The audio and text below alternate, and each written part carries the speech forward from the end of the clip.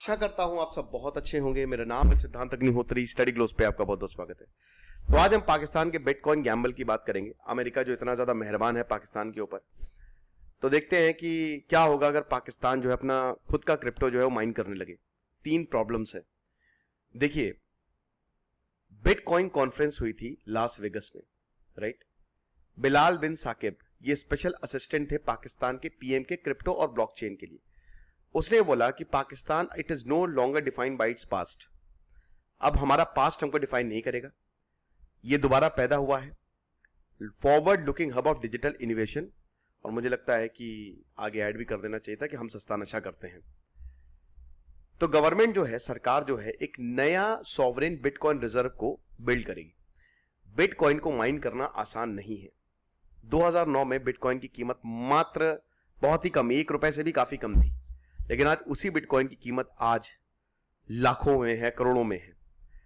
तो बिटकॉइन को legal tender नहीं है वो, ठीक है, लेकिन ट्रेड बिटकॉइन से होता है।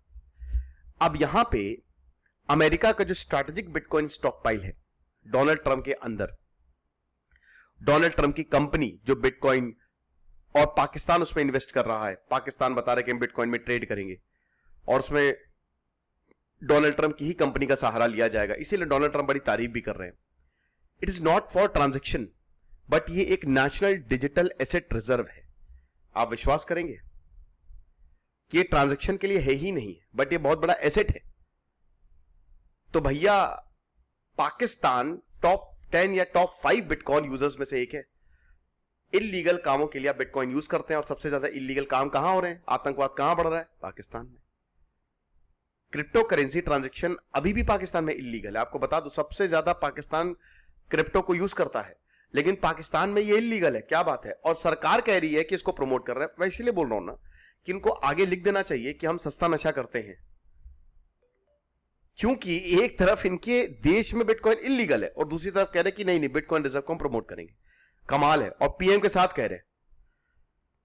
तो इनकंसिस्टेंट पॉलिसी है इनका। खाली वही है कि इन्होंने रूल लिख दिया, रूल गए तेल लेने, उसका कोई मतलब नहीं है।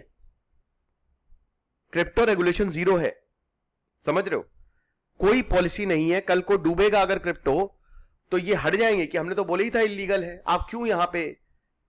और सबसे बड़ी बात, पाकिस्तान की जो इकोनॉमिक और एनर्जी, उनकी इकोनॉमी बिल्कुल फ्रेजाइल है और एनर्जी भी गड़बड़ है। टोटल डेट और लायबिलिटीज $130 बिलियन से ऊपर है। इनके पास फॉरेन एक्सचेंज रिजर्व बचे नहीं है। पावर कट्स इतने हैं कि क्या ही बात करें। और आपको पता है कि बिटकॉइन को माइन करने के लिए आपको बड़े बड़े कंप्यूटर्स की जरूरत होती है, अच्छी खासी पावर सप्लाई चाहिए। इनएफिशिएंट डिलीवरी सिस्टम है, ठीक है, इसीलिए पावर कट्स, मतलब सरप्लस इलेक्ट्रिसिटी के बावजूद इनके पास पावर कट्स है, क्योंकि डिलीवरी सिस्टम है ही नहीं।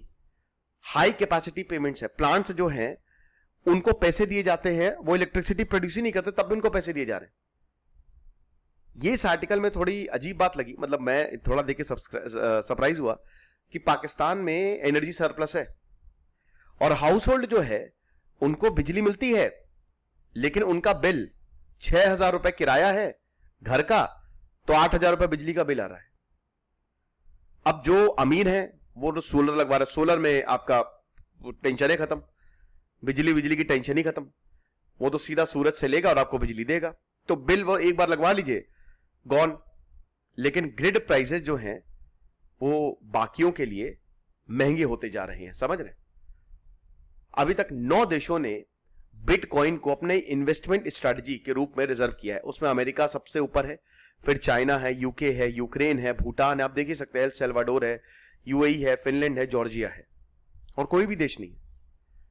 बिटकॉइन माइनिंग का plan high risk high energy plan है। 2000 मेगावाट की सरप्लस पावर आपको चाहिए बिटकॉइन माइनिंग के लिए। एआई डेटा सेंटर्स चाहिए, वो भी तगड़े। माइनिंग जो है वो काफी एनर्जी इंटेंसिव है। कहीं पे भी माइनिंग करेंगे तो बहुत पैसा और बहुत पावर लगती है। अब यहां पे डिजिटल माइनिंग हो रही है, तो फिजिकल माइनिंग में जैसा लगता है सोना वोना निकालते हैं, इतना पैसा और टाइम लगता है, यहां पे भी वही है। कंसिस्टेंट पावर आपको चाहिए, कंसिस्टेंट पावर। 4-5 दिन तक लाइट जानी नहीं चाहिए, कंप्यूटर काम करता रहता है ताकि बिटकॉइन मिल जाए। और पाकिस्तान की आउटडेटेड फ्रेजाइल ग्रिड इसको सपोर्ट ही नहीं कर सकती, तो इनका प्लान फेल हो जाएगा। सरप्लस पावर कहां से आ रही है? चाइना से आ रही है। साहिवाल हब पोर्ट कासिम पे जो इन्होंने कोल प्लांट्स को फंड किया है, चाइना पैसा दे रहा है, तो इनके पास सरप्लस पावर आ रही है और उसमें एनवायरमेंटल और इकोनॉमिक कंसर्न्स भी हैं। कजाकिस्तान में ऐसे ही माइनिंग बूम आया था। चाइना ने 2021 में माइनिंग को बैन कर दिया था कजाकिस्तान में, चाइना ने 2021 में माइनिंग को बैन कर दिया था और उस समय कजाकिस्तान की माइनिंग इंडस्ट्री बहुत बूम हुई थी, बहुत आगे बढ़ी थी। अब चाइना ने अपने यहां तो माइनिंग बैन की हुई है, लेकिन बाकी देशों में कराओ, क्या दिक्कत है, वो मरे तो मरे। चीप पावर और रेगुलेशंस है नहीं, तो कजाकिस्तान की माइनिंग इंडस्ट्री बहुत आगे गई। रिजल्ट ये हुआ कि कजाकिस्तान में एनर्जी डेफिसिट आ गया।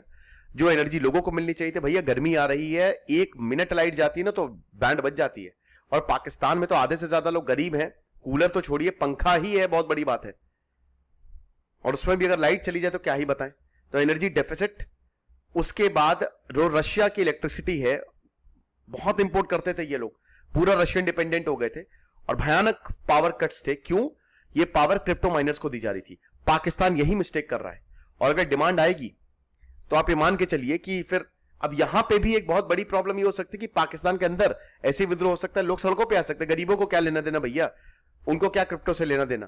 ये तो हार्डली 1% से भी कम करेंगे, 1% से भी कम। आईएमएफ ने 24 बार पाकिस्तान को लोन दिया है।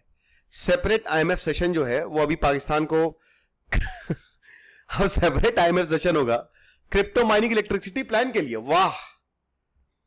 क्रिटिक्स आर्ग्यू करते हैं कि कोल एनर्जी को, कोयला ये बाहर से मंगाते हैं, ठीक है, अब ये डिजिटल एसेट के लिए कोयला मंगाएंगे, आईएमएफ इनको क्रिप्टो माइनिंग के लिए पैसे देगा। ये पागलपना है, बर्बाद होगा पाकिस्तान। क्रिप्टो की रिस्की रेपुटेशन है, माइन कर लो, घंटा उखाड़ पाओगे कुछ। 2021 में एक स्टूडेंट ने 1 मिलियन पाकिस्तानी रुपी बिटकॉइन में भेजे आईसिस को, सीरिया में, टेलीग्राम ग्रुप्स के थ्रू। क्रिप्टो के थ्रू ये टेरर फाइनेंसिंग करते हैं। 2020 में जूबिया शहनाज, एक अमेरिकन सिटीजन है पाकिस्तानी ओरिजिन की, 13 साल की सजा हुई थी उनको टेरर ग्रुप्स को फंड करने के लिए। अमेरिका, डोनाल्ड ट्रंप पागल आदमी है, आपको पता ही है, तो उसको पैसा चाहिए, वो प्रेसिडेंट बना है पैसे ही कमाने के लिए, तो उसको समझ नहीं आ रही ये चीज। गवर्नमेंट जो है उसको डर है कि क्रिप्टो करेंसी जो है वो मनी लॉन्ड्रिंग को और ज्यादा फैसिलिटेट करने वाली है, फाइनेंशियल टेररिज्म जो है वो बढ़ाएगी। और प्रीवियसली मिनिस्टर्स ने, इनके अंदर कुछ दिमाग वाले लोग भी हैं, समझदार लोग भी हैं, पाकिस्तान के अंदर भी काफी लोग हैं, उन्होंने बोला कि क्रिप्टो में ट्रेड मत दीजिए, it can not be granted, regulation कुछ नहीं है। पाकिस्तान का क्रिप्टो काउंसिल जो कि मार्च 2025 में बना, वो एफएटीएफ के कंप्लायंट रूल्स बनाएगा। काउंसिल ने बाइनेंस के फाउंडर शैंगपेन जाओ, जिनको मनी लॉन्ड्रिंग के लिए सजा मिली है, उनको अपना एडवाइजर बनाया है। कमाल की बात है। खैर, कमाल की बात नहीं है, आतंकवादी खुले घूमते हैं, किसी को भी, ये दाऊद इब्राहिम को भी पीएम बना सकते हैं। कोर चैलेंजेस यही है कि किस तरीके से आप इस एसेट को रेगुलेट करेंगे और रेगुलेशन बाईपास करेंगे। ब्लॉकचेन टेक्नोलॉजी पे काम करती है, आपको पता ही है, मैं कई बार इस पे लेक्चर्स ले चुका हूं। बिटकॉइन माइनिंग में अब रिटर्न वो नहीं मिल रहे हैं जो पहले मिलते थे। बिटकॉइन माइनर्स जो हैं, कॉम्प्लेक्स क्रिप्टोग्राफिक पजल्स होती हैं, ठीक है, और इसके बाद इनको ब्लॉक रिवॉर्ड्स मिलते हैं। 21 मिलियन बिटकॉइन लिमिट है। हर 2,10,000 ब्लॉक्स पे रिवॉर्ड आधे हो जाते हैं। 2024 का डेटा है ये, यानी कि ज्यादा माइनर्स कम बिटकॉइन, आप ऐसा समझिए, और lower returns high energy cost, तो कुछ नहीं मिलने वाला। आप देख सकते हैं कि हर 2,10,000 ब्लॉक्स, जो 21 लाख ब्लॉक्स, सॉरी, जो नंबर्स हैं वो आधे से कम हो गए। कहां पहले 50, 2019 में तो, 2009 में तो आपको 50 बिटकॉइन मिल जाते थे, अब आपको एक भी नहीं मिल रहा है। ये देखिए, सीधा 1.5625 पे आ गया। अभी तो 3 मिल रहा है वैसे आपको, इतना ज्यादा। तो एक्सपर्ट्स ने बोला है कि क्या मतलब है इसका। क्रिप्टो मार्केट्स जो है वो वोलेटाइल है, अनरेगुलेटेड है, इतना ज्यादा आप एनर्जी इसमें खर्च करोगे, पैसा इसमें खर्च करोगे, तो फिस्कली इररिस्पॉन्सिबल है। और इनिशिएटिव ये सिर्फ और सिर्फ प्राइवेट एक्टर्स हैं जो पैसा कमा के भाग जाएंगे, और जो सजा है वो जनता को मिलेगी। मैं कहता हूं पाकिस्तान के लोगों से, अगर वो लेक्चर देख रहे, अपील करना चाहूंगा, मेरे भाई जाग जाओ और अपनी सरकार के खिलाफ खड़े हो जाओ, इससे पहले कुछ भी ना बचे आपके पास, ठीक है। इन सब चीजों के लिए आवाज उठाओ। कंक्लूजन यही है, ये कोई इनोवेशन नहीं है, ये डेंजरस गैम्बल है जो कि पाकिस्तान को बर्बाद कर देगा। Unstable power system, debt crisis, regulatory inconsistency और सिक्योरिटी रिस्क है, ठीक है। खुश रहिए, पढ़ते रहिए। दिस इज सिद्धांत अग्निहोत्री साइनिंग ऑफ।